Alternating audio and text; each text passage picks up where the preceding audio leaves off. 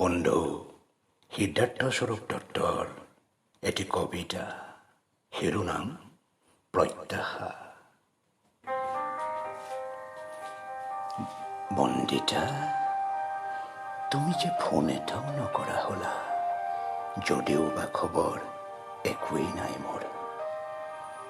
শুনা, এক অদৃশ্য বন্দিত্বৰ এলান লৈ আৱৰিছে মোক। ক্ৰিকেটৰ চাৰ্টিফিকেটবোৰ বেৰঙি হৈ পৰিছে ফাইলৰ মাজত। ব্যস্ততাৰ উৰণিখন পেলাই ৰ'দ কাছলিলৈ চাব পাৰিবানে?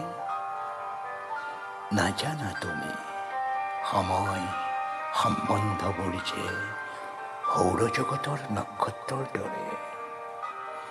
বিশ্বাস কৰোঁ মই কক্ষপথৰ দূৰত্ব। তুমিতো এটা ফোন কৰিব পাৰা বন্দিতা। সময়ক প্ৰত্যাহ্বান জনোৱাৰ সাহস নাই বাবে মেঘমা হৈ ৰৈছো যুগৰ কালান্তক গতিত। এতিয়া বুজিবা একাপ চাহৰ পৰা এটি হাঁহিলৈ কিমান যে পৰিক্ৰমা।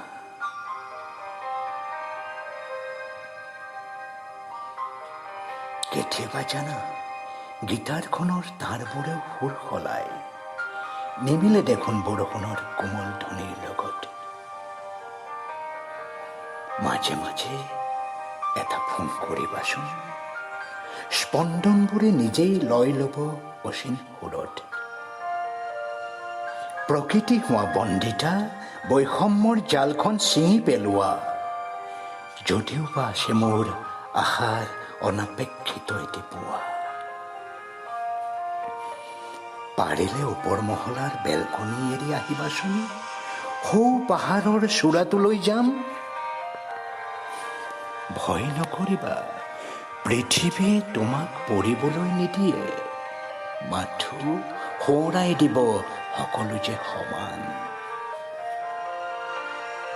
যাহক বহু কথা, শব্দ, ফোন, এইবোৰ জানো জীৱনৰ অন্তিম গাথা? বুজিবা যদি হেঁপাহ কৰা।